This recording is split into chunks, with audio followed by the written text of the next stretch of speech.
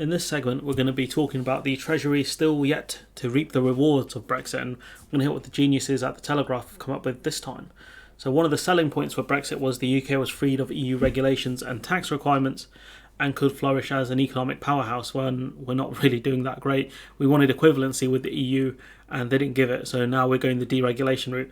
They talk about how the idea that we'd be a Singapore on the Thames, which was always fanciful, which is not actually the case, given that I think it was the Telegraph and certain other papers and politicians were pushing this as a serious concept. The UK could be a Singapore on the Thames. The prospect remained a highly competitive rival to the European bloc, but why would you want to operate in the UK when you only have access to markets, stocks and businesses in the UK, when you can trade in the EU where you'd have access to a whole host of different stock options and different businesses? Doesn't make sense. You have investments and shares in so many different companies.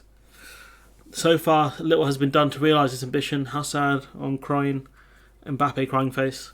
The government says it is now embarking on a regulatory reform package intended to remove red tape and other bureaucratic blockages to growth and inward investment. It's funny because foreign direct investment for the UK has fallen below France and is continuing to drop. It's not great. They want more inward investment. They're going to get that through deregulating insurance companies. So they want insurance companies, instead of holding on to a lot of money in case things go wrong and they have to pay out, they want them to invest in things like wind energy and other things, which again, if things go wrong in they have to pay out the insurance companies, could be bad. A report for the Centre of Policy Studies, one I'm not too familiar with this company, says that far from making the most of the new freedoms, Britain is actually becoming a less attractive place to do business. So instead of becoming more attractive, setting our own laws, being our own master, etc., that's what Brexiters claimed, we're now less attractive to do business in. How sad.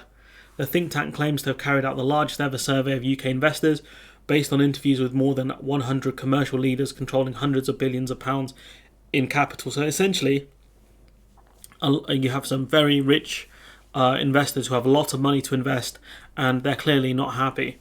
They warn the government has yet to put forward the policies or produce a narrative that makes an irresistible case for Britain as a place to do business. So essentially, what these people are waiting for is the UK to explain to them why they should invest in the UK, and the government haven't done that. While interviewees through the UK is preferable to many European counterparts, because the UK stock market, the FTSE 100, is huge. It has a lot of big businesses on there. It's the stock exchange to use in Europe.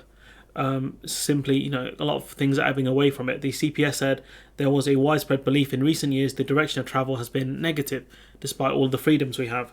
The UK has been gradually reducing corporation tax and had intended to charge 17% on large company profits this year, but that cut has been postponed, so it's currently at 19%, and from next year it's due to rise to 25% for companies with profits over £250,000. Now, I didn't know we had a marginal tax rate for bigger businesses. I never knew that, so more for me. But if you want to read more about tax stuff, the government website's there.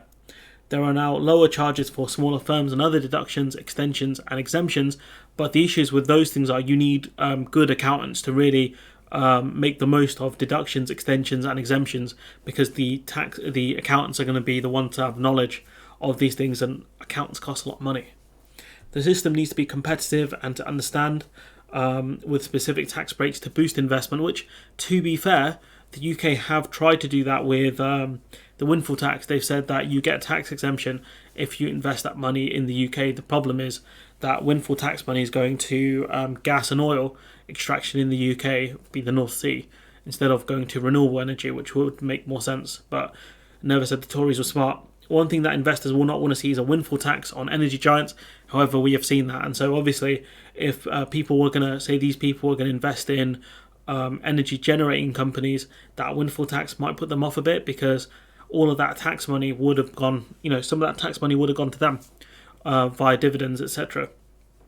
If the UK wants to prosper and its citizens are to weather the coming economic downturn, then the government's economic strategy has to be directed towards boosting investment and growth, and there isn't any. And the only thing is, foreign direct investment has gone down a lot since Brexit. We're no longer the place to invest in. You see car companies leaving the UK, and there'll be more and more of these companies that leave the UK because it's just way more difficult to do business. There was a farm production company, the one with that which stocks up fruits and vegetables and other things from various different countries, and they were based in the UK. I covered the story a couple of months ago, maybe last year. Then what they did was they moved all their supply chains, as many as they could, out of Great Britain and into, I think it was France and Italy, because it's just way easier to have everything in one place, and then from that place to export to the UK, rather than having loads of small suppliers exporting stuff in the UK to the EU, because it just causes problems. I've clumsily retold the story. I don't know why. It's just interesting to me. But yeah, this is just madness from the Telegraph, because they want deregulation, but by deregulating, it's not going to help. And when the next recession hits, it's going to be far worse. And boy, are we on the fast track to a recession, the highway to hell. But anyways, I'm going to leave it there. Let me know what you think in the comments below. Like, comment, share, subscribe. Support the channel on Patreon if you can. And hopefully I'll see you in the next one.